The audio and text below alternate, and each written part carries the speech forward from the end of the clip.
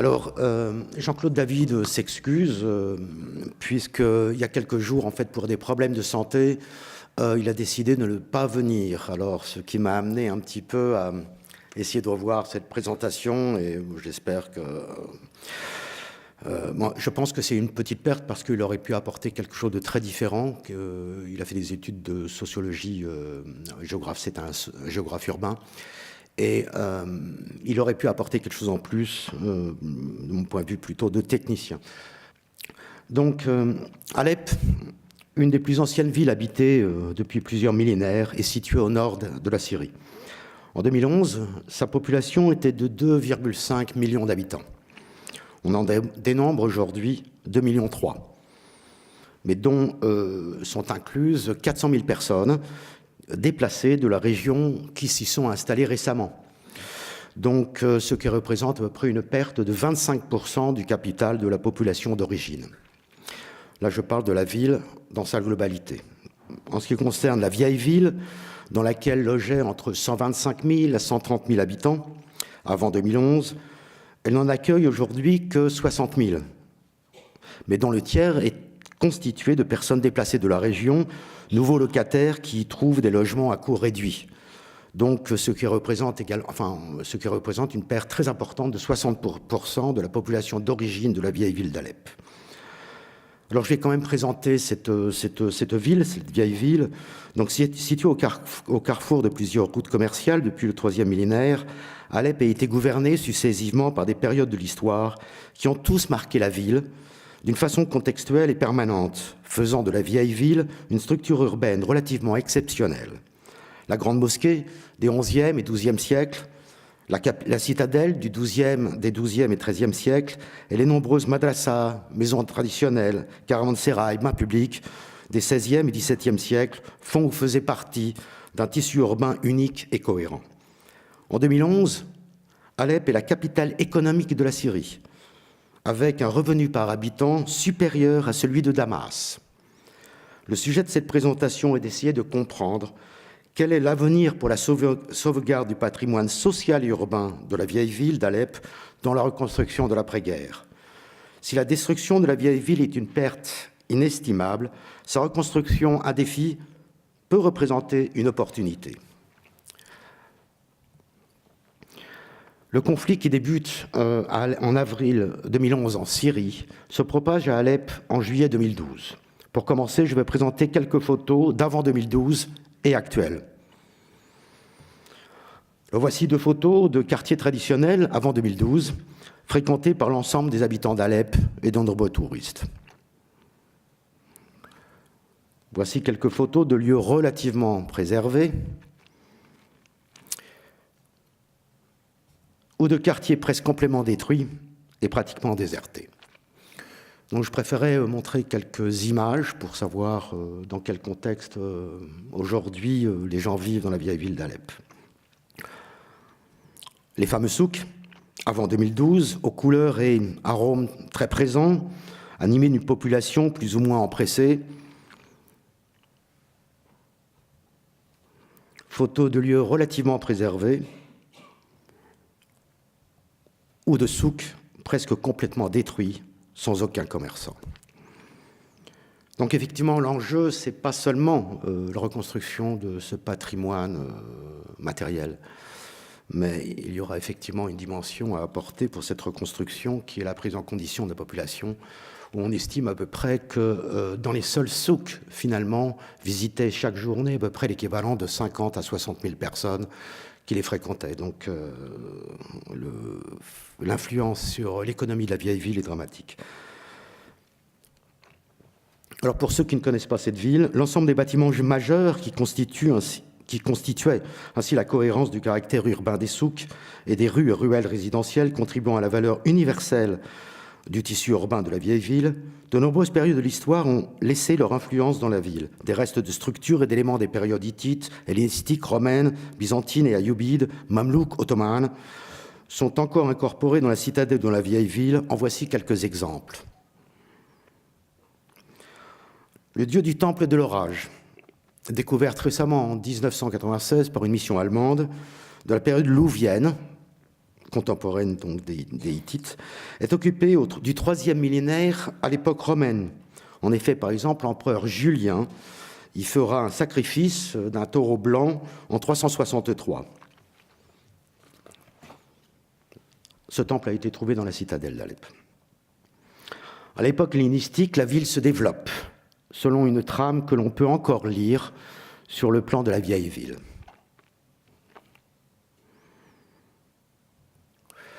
La Madrasa el-Halawiye du XIIe siècle incorpore les restes de la cathédrale byzantine Sainte-Hélène, construite au Ve siècle par Constantin.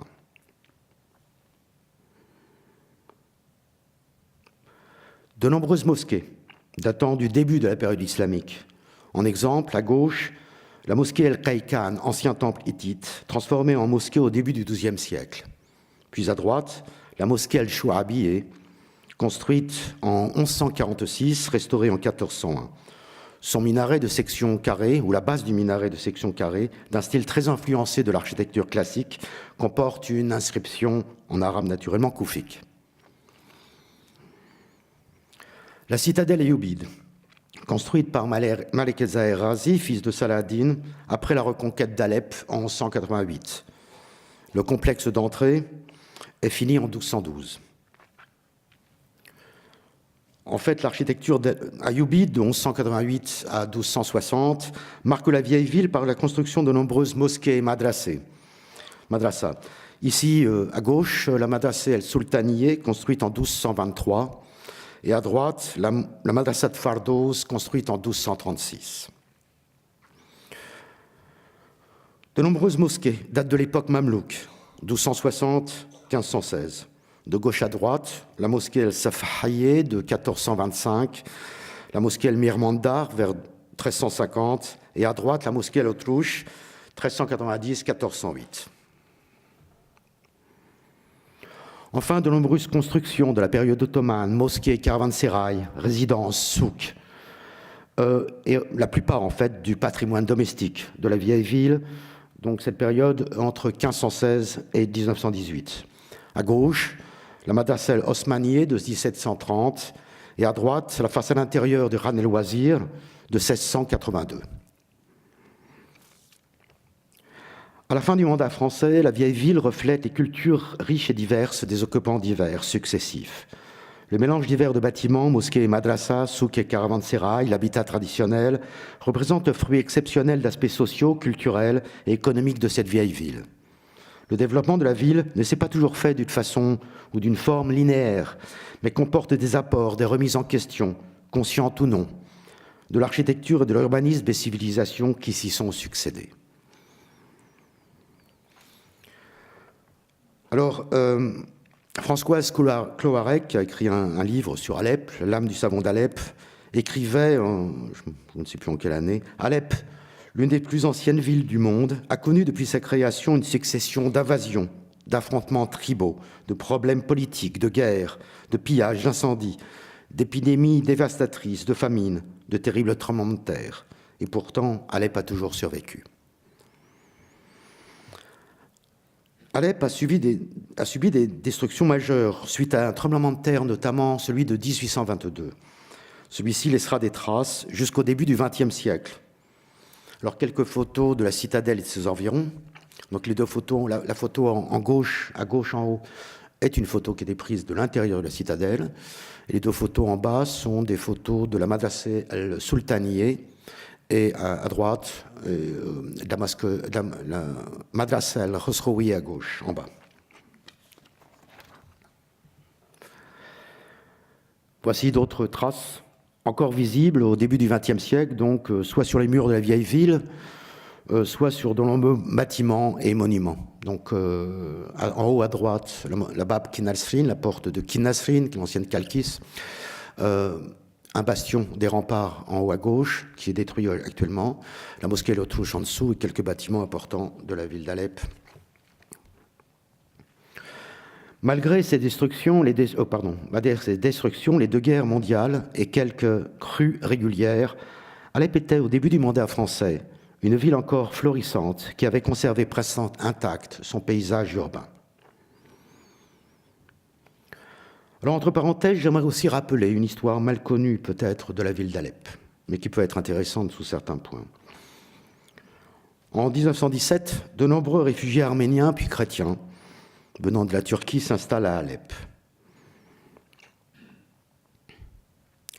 Ceux-ci s'installent au nord de la ville dans des constructions informelles que l'on peut qualifier de bidonvilles. L'expression pour nommer ces quartiers à cette époque était El Barakat, qui vient du français barak ou baraquement.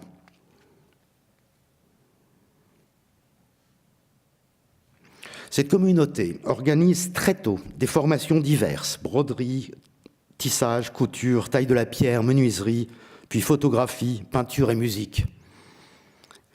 Ce qui les préparera peut-être à une décision plus tardive de la municipalité en 1937 qui oblige, enfin, donc durant le mandat français, qui demande à la communauté de démonter ces constructions. En quelques années, le quartier est reconstruit complètement, selon d'ailleurs un plan d'urbanisme généreux et moderne. Ce premier exemple de reconstruction à Alep, urbaine, d'une partie de la ville, peut être un précédent, peut-être d'une reconstruction adaptée au paysage architectural et urbain.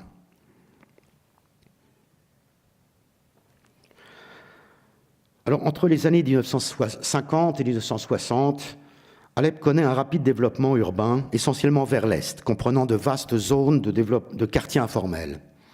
En 1954, la ville demande à l'architecte Guthon, français, de résoudre les problèmes de mobilité dans la ville selon une vision d'un développement moderne et de l'intégration de la vieille ville dans la nouvelle métropole. Malheureusement, il propose des traversées ouest-est dans le tissu urbain de la vieille ville, puis voilà, c'est le plan à gauche. Ah, ça marche. Le plan à gauche, donc, ces deux flèches rouges pour traverser la vieille ville. Le plan est ambitieux. Voici tous les détails de ce plan en haut à droite. Mais heureusement, seule une partie du projet ne sera réalisée. L'impact sur le tissu urbain sera tout de même dramatique, même si une partie du projet ne sera pas réalisée sous la direction de Banchoya. Donc voici ce qui n'a pas été réalisé, ce qui avait été conservé du plan Guthon par Banchoya. Les deux photos en haut à droite, sur les deux photos, sur les deux plans en haut à droite, on peut évaluer les dégâts sur le tissu traditionnel. Le long de nouvelles percées sont construites, alors voici le plan ancien, et voici ce qui a été réalisé. Donc le long de ces nouvelles percées sont construits des bâtiments de 6 à 7 étages au niveau, modifiant le paysage urbain de la vieille ville. Donc toutes ces zones hachurées ont été détruites, et sur ces zones, pour compenser la perte de certaines parcelles, ont été construits des bâtiments relativement hauts et de qualité architecturale d'ailleurs très médiocre. Les photos en bas illustre l'évolution d'une zone avant et après le percement d'une nouvelle rue. Il s'agit ici de la rue du Ran et Loisirs. Donc photo avant le percement, durant le percement, et des photos au fil de l'histoire. Cette photo est sans doute très récente, des années 2010 à peu près, ou peut-être un petit peu avant. Voilà. De ces deux bâtiments ici sont ces deux-là.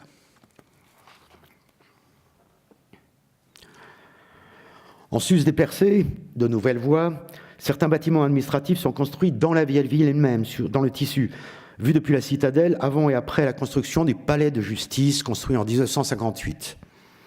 Ces travaux sont considérés par la population tout de même comme salutaires et leur permettant d'accéder à la vieille ville et d'utiliser les moyens de locomotion modernes. En 1978, le quartier juif de Bar-Sita est détruit par le gouvernement officiellement pour des raisons de salubrité publique. Alors voici quelques illustrations de ces démolitions.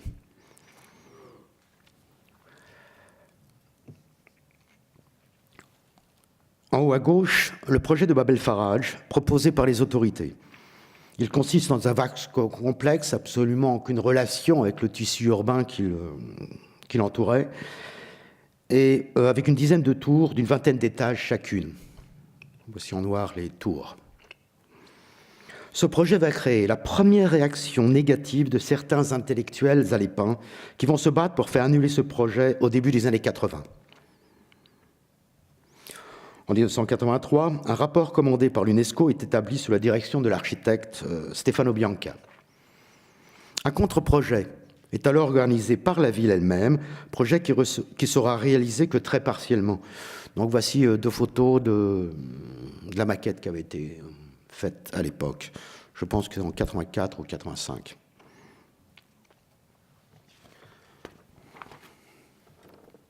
Jusqu'à la fin du XXe siècle, la vieille ville d'Alep était principalement négligée, comme la plupart des centres anciens du Moyen-Orient. Un renversement a lieu à partir des années 80. Une prise de conscience de la valeur au patrimoine, d'un patrimoine urbain en général, mais surtout de son patrimoine architectural, se développe. En 1986, la vieille ville d'Alep est inscrite sur la liste du patrimoine de l'humanité par l'UNESCO. La limite de la propriété sur la ligne des murs de la ville, ici, et comporte également 3 zones extramuros, les banlieues nord, nord-est et est. La principale recommandation d'UNESCO sera le respect de la cohérence de son tissu ancien. On en est bien loin aujourd'hui. Depuis son inscription, la vieille ville était restée fondamentalement inchangée jusqu'en 2012. Alors, une association allemande, créée en 1990, les Amis de la vieille ville d'Alep, va motiver GTZ, l'agence de coopération technique allemande, de s'investir dans la vieille ville, ce qu'elle fera très très vite en 1992. Et avec la direction de la vieille ville, elle créera le projet de la réhabilitation de la vieille ville d'Alep, sous la responsabilité naturellement de la municipalité d'Alep. En 1999, la direction de la vieille ville est créée. Celle-ci devient donc indépendante de la municipalité d'Alep, couvrant les études urbaines et architecturales, la planification, les permis de construire et son entretien. GTZ, l'agence de coopération allemande, technique allemande, la fondation Aga Khan pour la culture, UNESCO, le Fonds koweïtien pour le développement et le Fonds arabe pour le développement économique et social s'associent à ces efforts. Un petit monument avait été juste dressé devant la direction de la vieille ville. Aujourd'hui, il n'en reste rien. Et à droite, un plan, peut-être très simple, de développement avait été défini. En rouge, ce sont les zones qui avaient été définies comme étant commerciales. Orange, à activités multiples, mixtes. Et en jaune, résidentielles.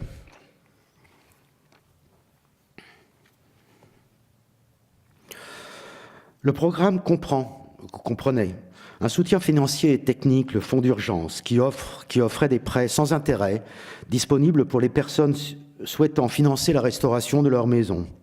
Et ceci éventuellement sur un fonds qui pouvait être remboursé sur les périodes allant de 2 à 5 et même 10 ans. C'est l'époque de nouveaux projets de réhabilitation également dans la vieille ville, bâtiments administratifs, culturels, religieux, à vocation touristique ou même de particuliers. La voirie, les rues, les réseaux d'infrastructures, distribution d'eau, égouts, téléphones et électriques avaient été refaits à 90%. La citadelle est restaurée. Le projet urbain autour de la citadelle est réalisé. La rivière Kwek a été réhabilitée.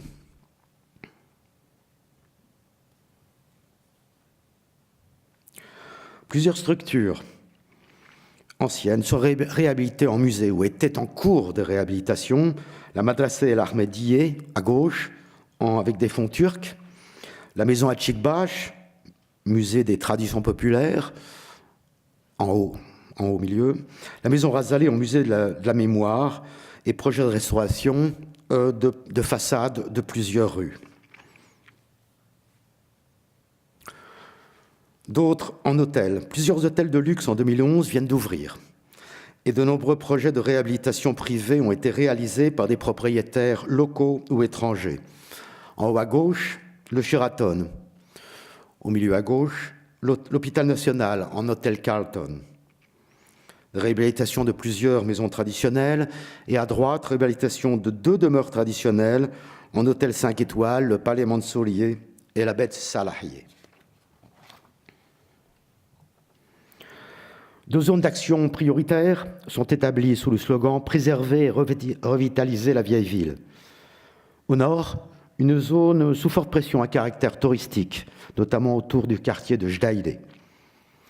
Et autour de la citadelle et à l'ouest, une zone El Médine, qu'on appelle la Médine, composée des souks de la grande mosquée, à vocation économique, touristique et historique. En 1999, la Fondation Aga Khan pour la culture a lancé le projet pour la conservation des citadelles en Syrie, après avoir restauré, ou en même temps en fait restauré les citadelles de Saladin et de Masyaf. Elle va restaurer celle d'Alep en partenariat avec la Direction générale des antiquités et des musées, donc projet de conservation de 2000 à 2008. Elle étudie, avec la direction de la vieille ville, le projet périmètre de la citadelle entre 2006 et 2012 et étudie la création d'un parc de 17 hectares au sud-ouest de la vieille ville, naturellement qui n'a pas été réalisé. Quelques vues du projet, le périmètre de la citadelle d'Alep, avec un espace social au sud, l'esplanade de la citadelle, et exceptionnel pour Alep, c'était la première fois, un espace complètement piétonnier. Alep accueille des conférences scientifiques, des colloques internationaux et plusieurs livres sur la ville sont publiés. À gauche, un séminaire qui avait été organisé par l'IFPO. La direction de la vieille ville et GTZ inaugure également en 2011 une exposition sur les premiers travaux du Centre des archives historiques urbaines d'Alep. L'ensemble des vieux plans et importants avait été réunis dans ce bâtiment. Malheureusement, il n'en reste rien. La vieille ville était devenue un lieu d'importants projets urbains et fait figure de modèle d'intégration urbaine et architecturale pour d'autres villes de la région. En juillet 2012, le conflit s'étend à Alep et la vieille ville et durera jusqu'en décembre 2016. Malgré les accords internationaux dont le but est la protection du patrimoine culturel en temps de conflit, un empressement à détruire ces bâtiments, y compris se charger de valeurs historiques, sociales, religieuses, architecturales et commerciales, est évident. Commence alors le long calvaire de la ville et de la vieille ville. Pour se faire une idée de l'ampleur d'une telle explosion, la hauteur des remparts de la citadelle est d'environ 40 mètres. Lors d'une conférence à Londres, en juillet 2017, Ross Burns, ancien ambassadeur australien en Syrie, dira, qui a fait d'ailleurs une publication, un livre remarquable sur la Syrie, un des principaux critères du conflit syrien fut d'engager le patrimoine et l'héritage du pays comme arme visuelle, fruit de la détermination des partis ou comme propagande. Cette destruction, parfois significative d'un aspect de guerre idéologique contre le patrimoine, montre ou démontre également l'étonnante indifférence des belligérants pour cet héritage. Alors, mis à part les zones de Bab el-Faraj et la citadelle, la vieille ville est entièrement aux mains des rebelles.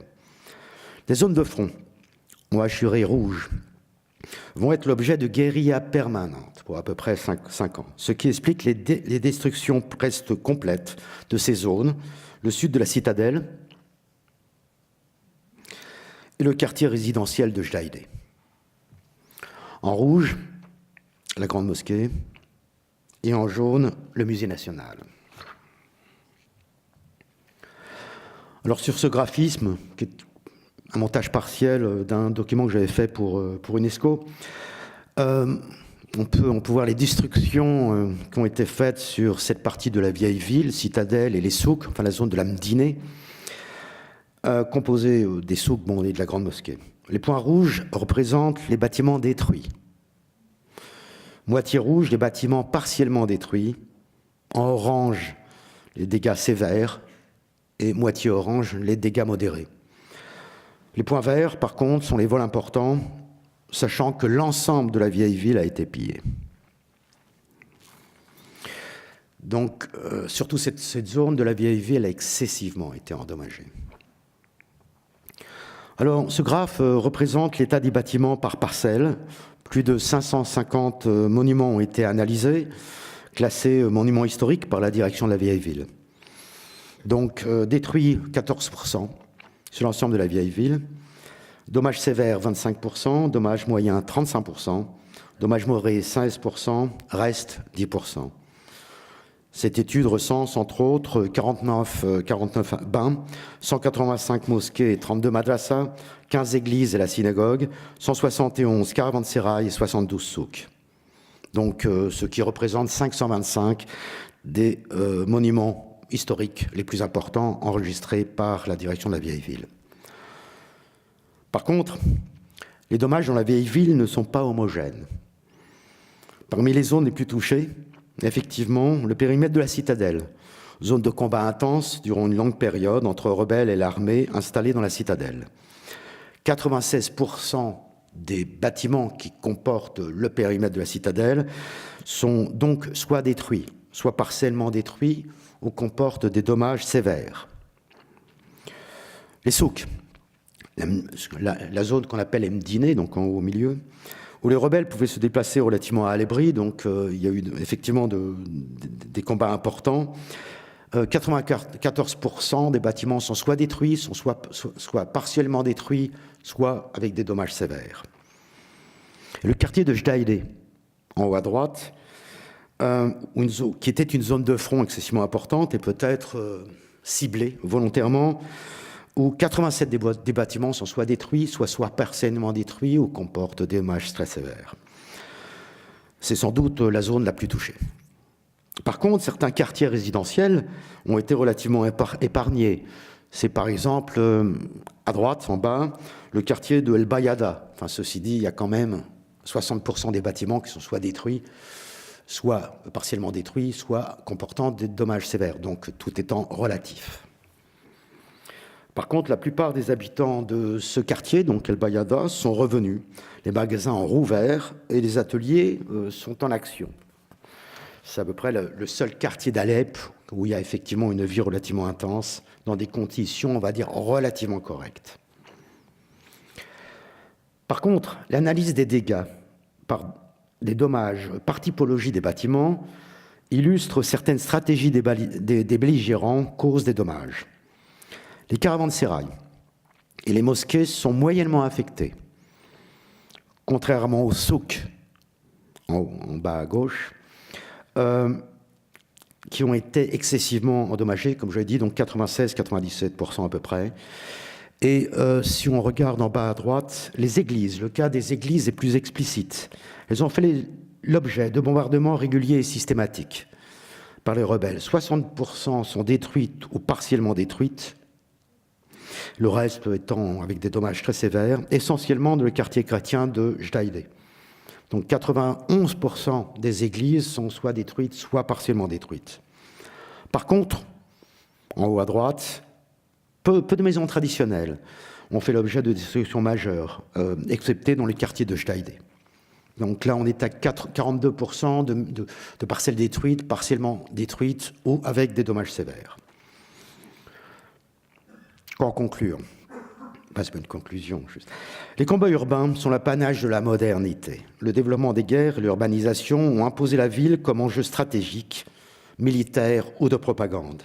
Certains bâtiments, symboles pour certains, et stratégiquement positionnés pour d'autres, sont vivement contestés.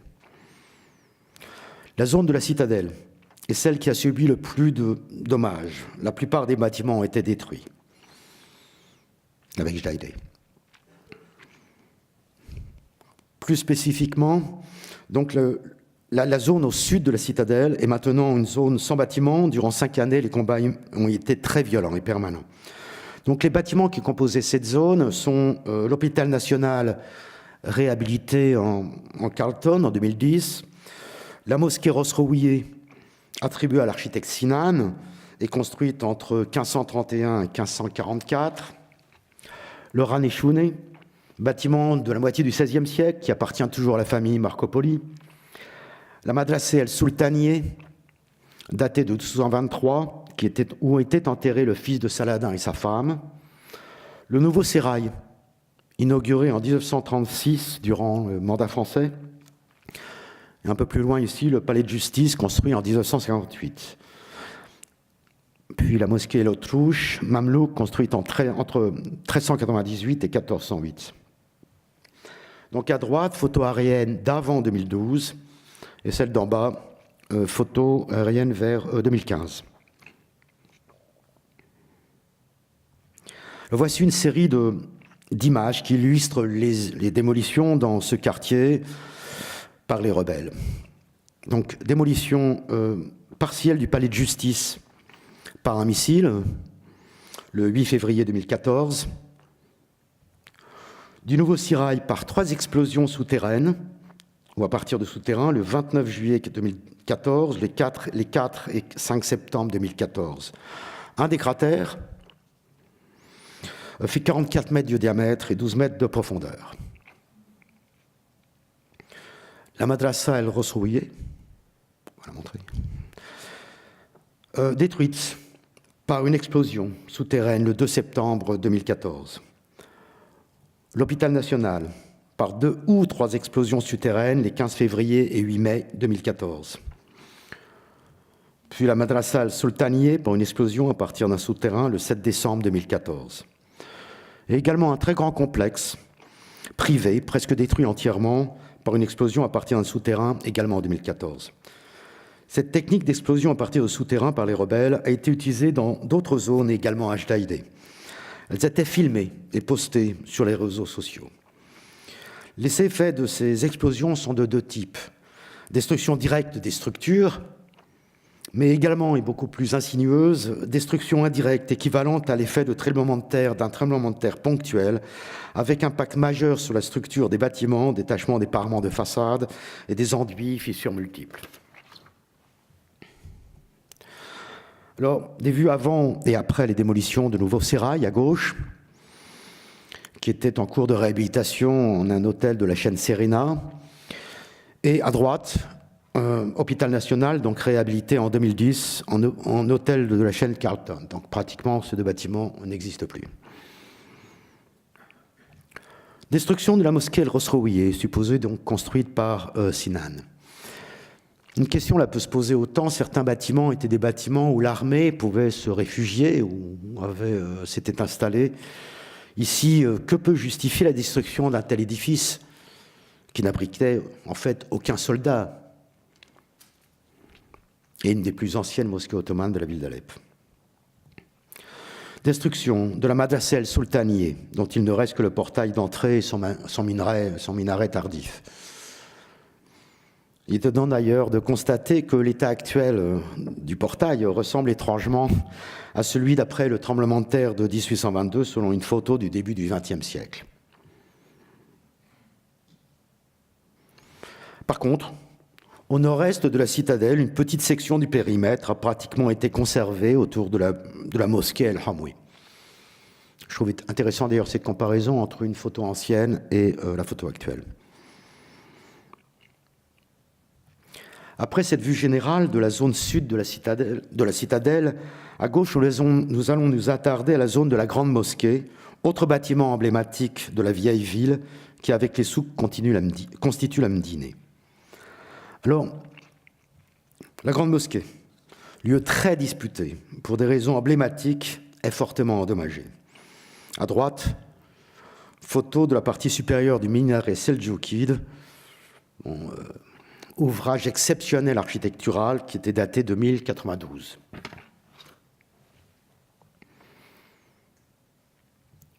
Le 26 avril 2013, le minaret de la Grande Mosquée est détruit. Alors, quelques photos, une photo ancienne, une photo vers 2000, une photo, le minaret avait été restauré entre 2002 et 2006, une photo où le minaret est ciblé, une photo naturellement où il n'est plus là. Alors, aucune des 2 parties, régime ou armée libre, ne revendique l'opération. Le régime et le rebelle s'accusent mutuellement d'avoir détruit ce joyau historique. Par contre, une vidéo qui nous est parvenue nous montre un chef de faction de rebelles demandant lors d'une visite à la Grande Mosquée, quelques jours avant la destruction du minaret, pourquoi le minaret était encore là.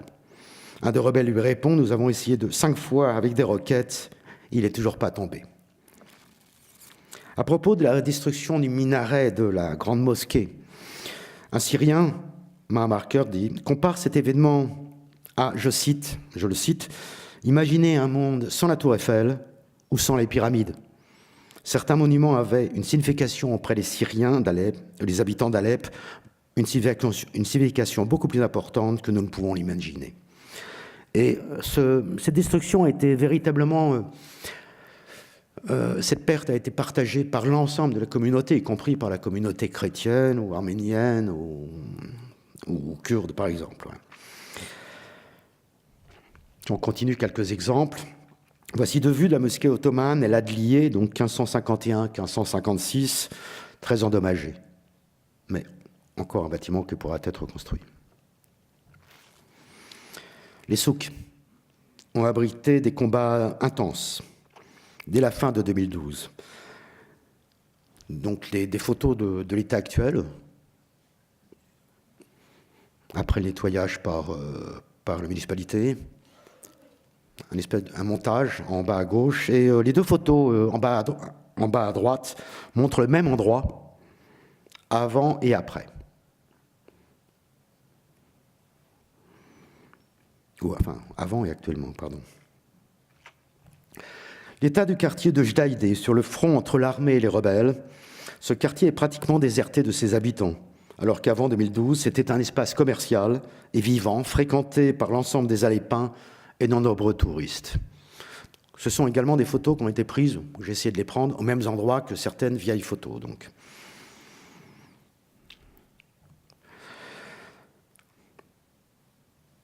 Cinq ou 6 explosions à partir de souterrains ont presque complètement détruit cette partie de Jdaïdé.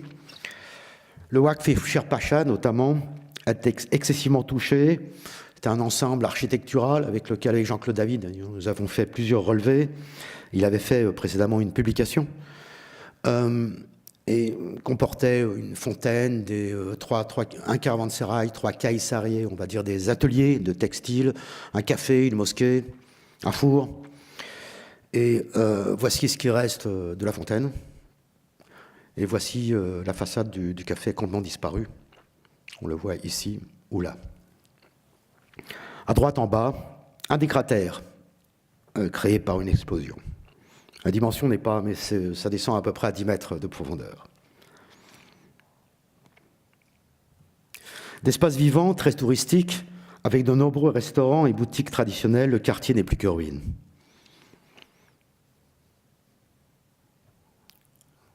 C'est effectivement le même endroit.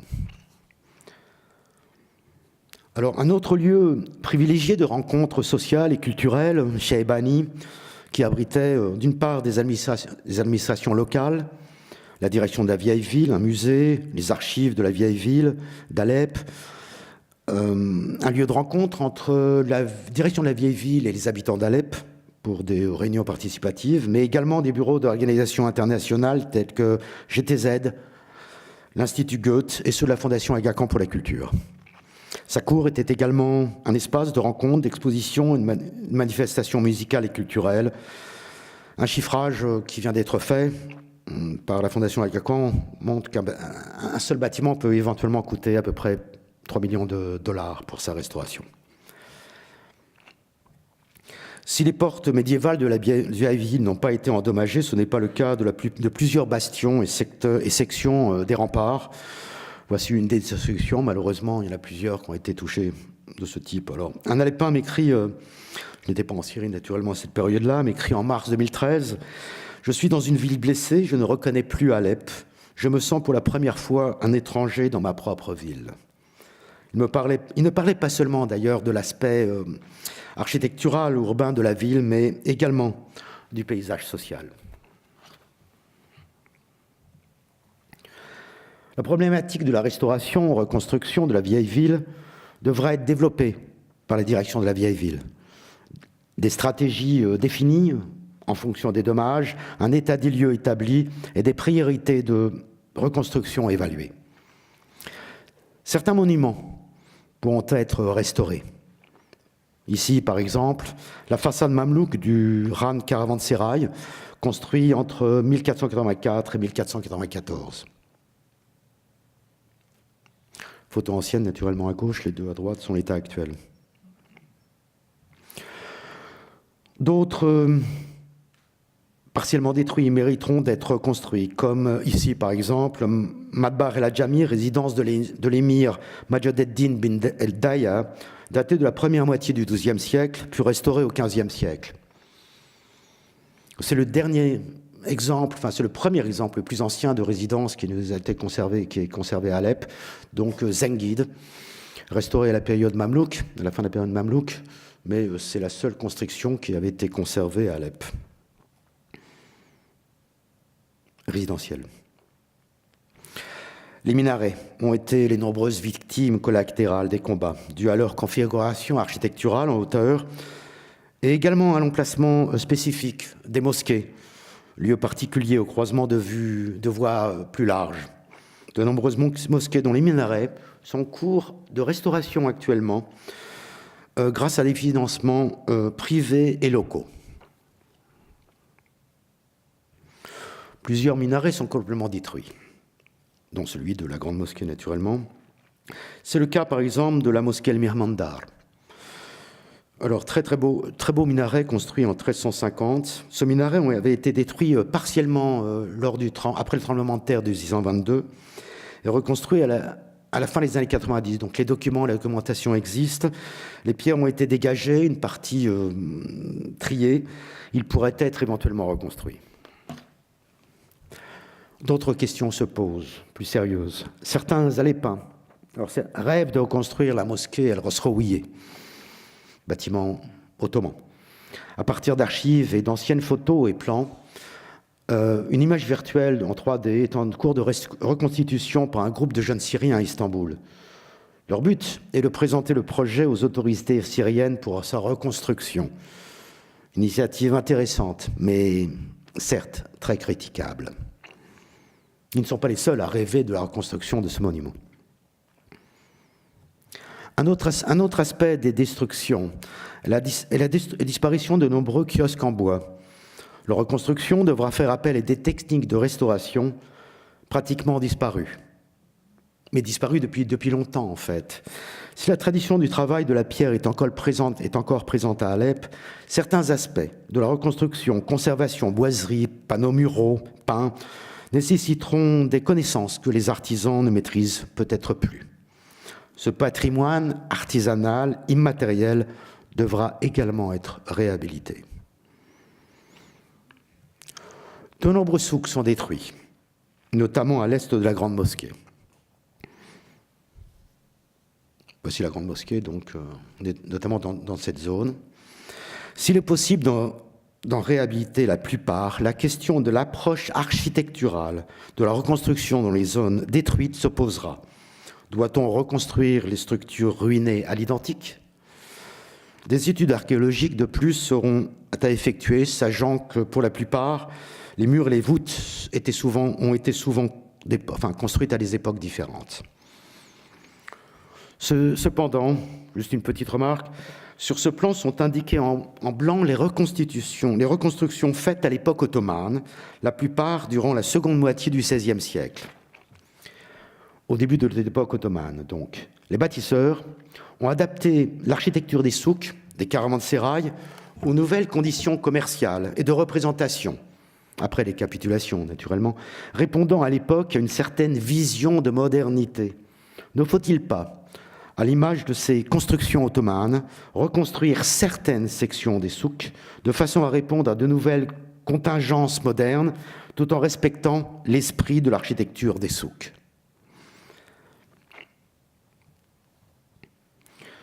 Depuis seulement 2014 jusqu'à aujourd'hui, la communauté internationale s'intéresse au devenir de la vieille ville d'Alep. Peut-être pas étonnant, effectivement, plusieurs universités allemandes, Cottbus, Stuttgart et Berlin.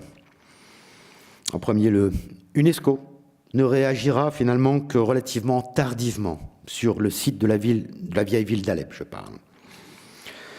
Enfin, il est étonnant de remarquer que la première manifestation publique faite en Syrie sur la problématique de la reconstruction d'Alep est une exposition qui a lieu actuellement à Damas et ouverte du 5 au 20 février 2018. Peut-être sans doute liée à la libération de la ville en 2016, fin 2016. Alors, vers un retour à la vie, une reconstruction, cependant, à Alep, de nombreuses activités se mettent en place pour préparer une future reconstruction. Si elle reste active et déterminée, elle reste trop sporadique et désordonnée, pour l'instant difficilement coordonnable.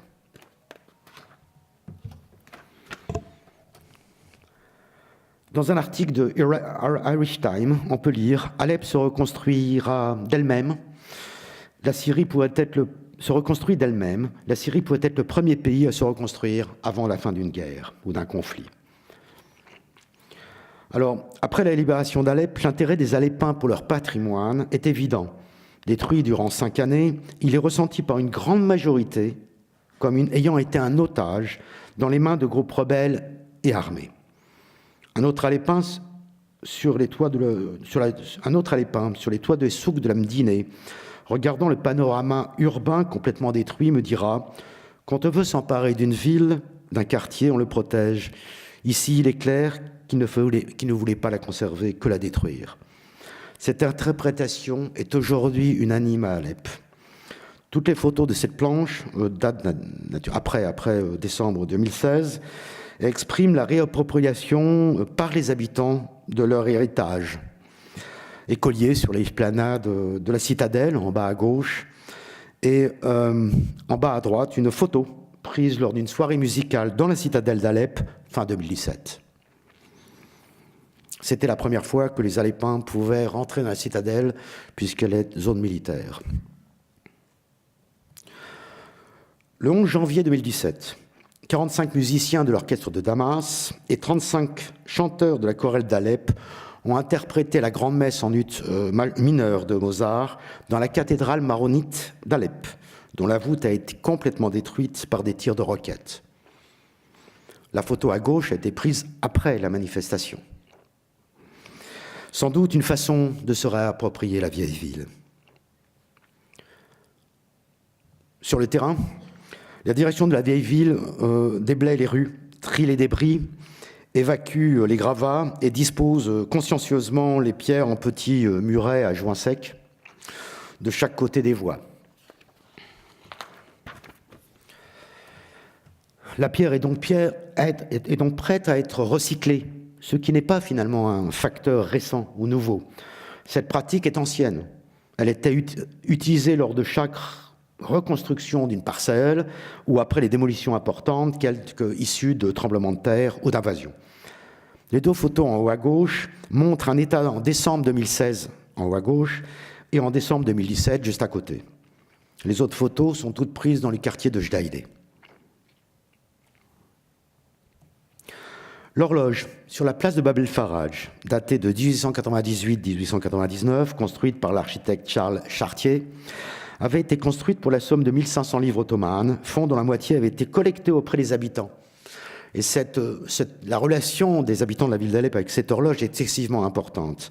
Elle est en restauration par la municipalité, avec une partie de biens qui sont effectivement apportés par la population elle-même. Des cafés, des restaurants se sont réimplantés à l'entrée de la citadelle après que les locataires eux-mêmes aient reconstruit une partie du bâtiment. Bon, ce sont des cafés aujourd'hui primaires, des chaises, des tables en plastique, mais il est très important pour les Alépins, d'ailleurs ça fonctionne très bien, de se réapproprier cet espace. Un collectif de locataires du Ran El Gumrok, bâtiment daté de 1574, ont créé un fonds commun qui leur a permis de restaurer les espaces communs, mosquées, cours et les services du caravansérail. En novembre 2017, ce collectif a organisé une exposition de produits traditionnels pour promouvoir leur action et motiver d'autres financements. D'autres initiatives locales, basées sur des actions participatives semblables, pourraient être moteurs pour d'autres projets fédérateurs. Il y a aussi, étonnamment, un engouement particulier pour les bains. Plusieurs bains ont été réhabilités, un pratiquement reconstruit, Alors en décembre dernier, 2017, a été 2017, a été ouvert après sa réhabilitation, très critiquable d'ailleurs, le hammam Bab el Ahmar, à l'est de la citadelle. Quelques photos donc d'avant, 2016, 2017, et juste, je pense, de décembre 2017 ou janvier 2018. Voilà.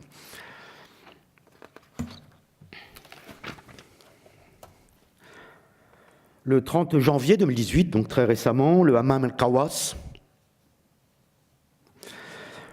est remis en activité. En haut à gauche, l'entrée du souk El-Kaysari est reconstruite avec des fonds de UNDP. Et en bas, la mosquée El-Sahabi est en cours de restauration. Les pierres de la coupole, qui présentaient de sérieuses fissures, ont été complètement déposées. Fin 2017, la Fondation Aga Khan pour la culture prend en charge le relevé de l'état actuel des débris du minaret de la Grande Mosquée. Il était important de fixer cette phase de l'état du minaret avant de toucher aux pierres. La direction des biens religieux, les Waqf, supervise les travaux de dégagement des pierres du minaret pour en évaluer les dommages en vue de sa reconstruction. Enfin, vu que je suis monté plusieurs fois sur ces débris, il ne reste pas grand-chose. Un palais du XVIe et XVIIe siècle, la maison Razaleh, dans le quartier de Jdaïdé, a été excessivement endommagé. Son Iwan, Saqqara, pratiquement détruite. Sa réhabilitation des structures en musée de la mémoire d'Alep venait de s'achever début 2012. L'ensemble des menuiseries ont été démontées et volées. L'UNESCO a financé une mission de relevé des ruines de la maison Razaleh en juin 2017, en collaboration avec la Direction générale des antiquités et des musées. L'UNESCO a financé également les relevés de la maison Hatchikbash, résidence datée de 1757, et musée des traditions populaires, ouvert en 1982, également dans le quartier de Jdaïdé.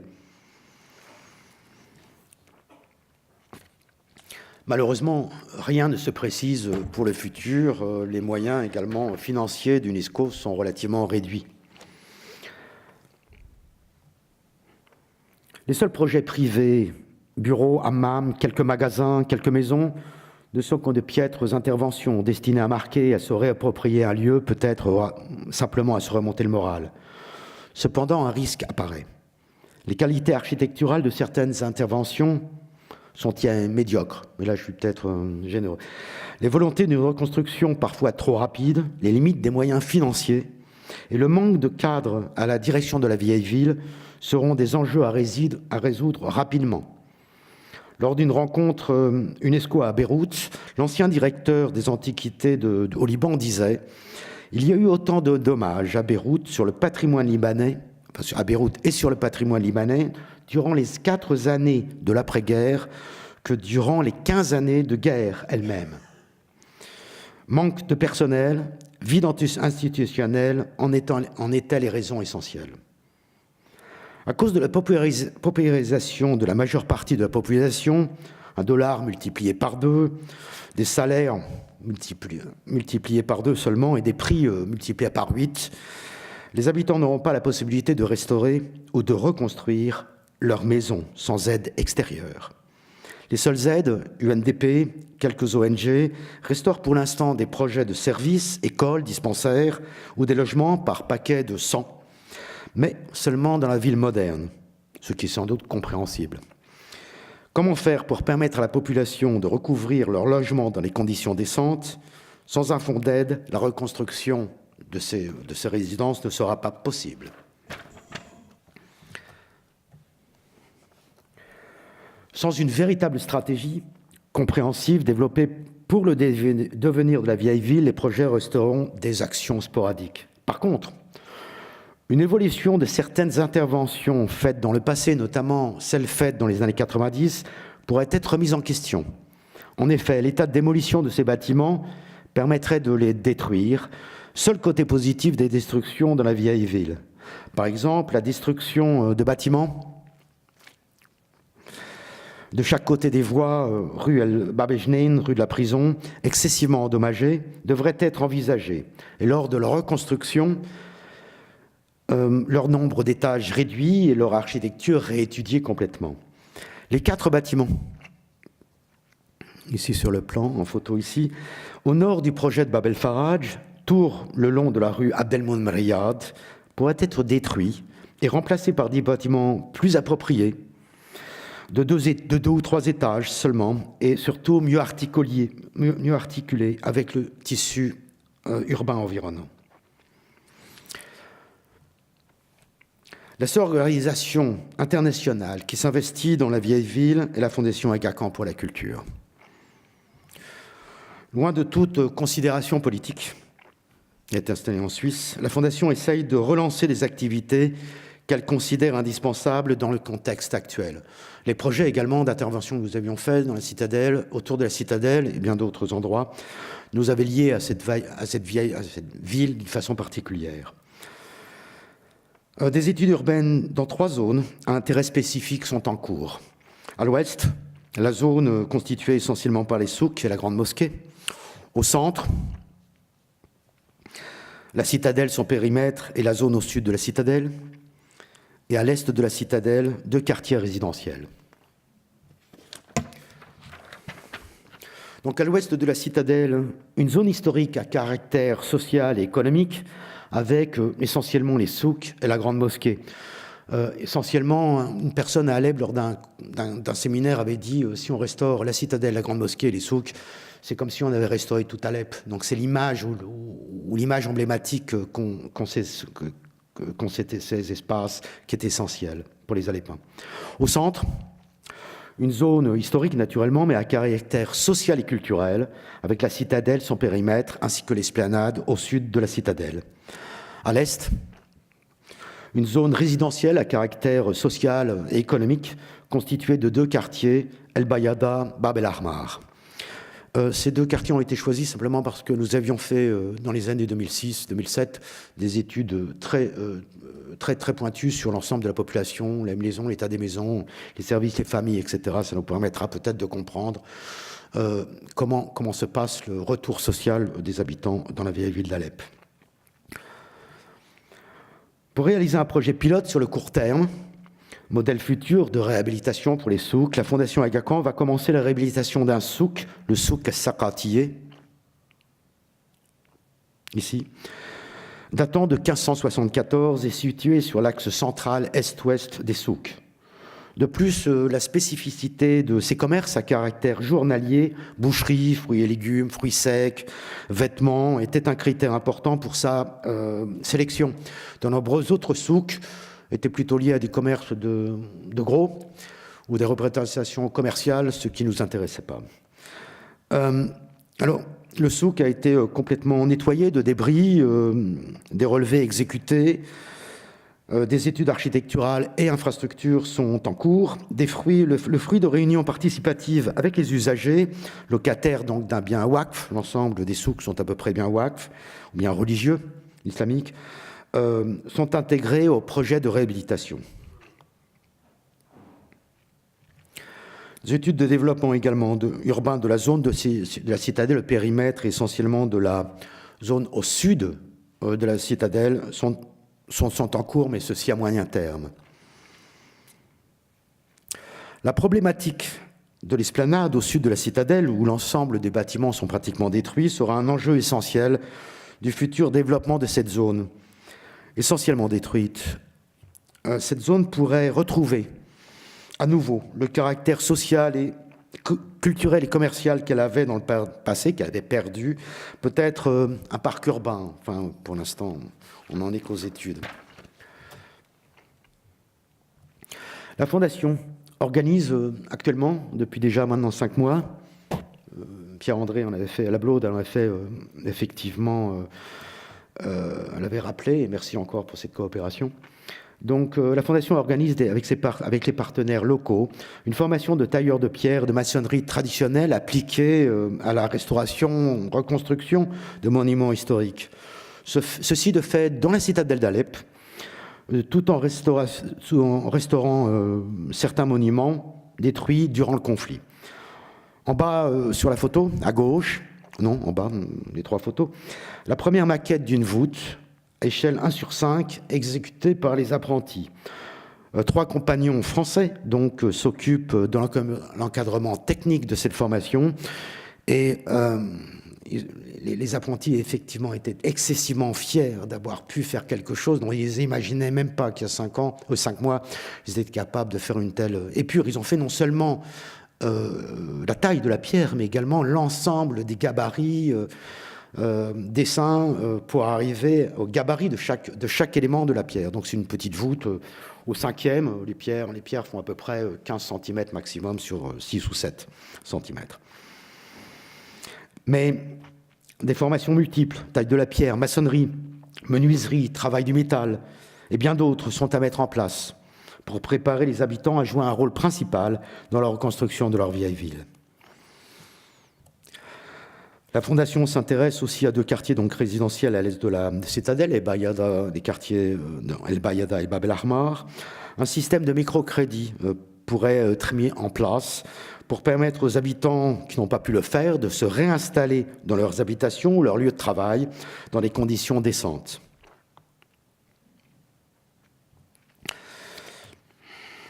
Le devenir du futur paysage urbain de la vieille ville peut présenter un risque majeur, celui d'une doubéisation ou d'une béolotisation doit être pris en considération. Pression d'investisseurs ou simplement rêve d'une partie de la population. Sur cette diapositive, certaines représentations sont purement utopiques, en haut à droite, ou ne symbolisent qu'un espoir dans une reconstruction. D'autres, en haut à gauche, doivent être prises très au sérieux. Dans ce sens, l'illustration en bas, une impression d'écran que j'ai fait moi-même sur un film en rendu 3 dimensions, fait par un architecte alepin, fier de lui, et liké sur les réseaux sociaux, je ne sais pas combien de fois, donc montre un projet proposant des tours autour de la citadelle, complètement étrangère d'ailleurs au caractère architectural de la vieille ville ou même d'Alep, ainsi que la mise en eau du fossé de la citadelle, qui fut toujours un fossé à sec.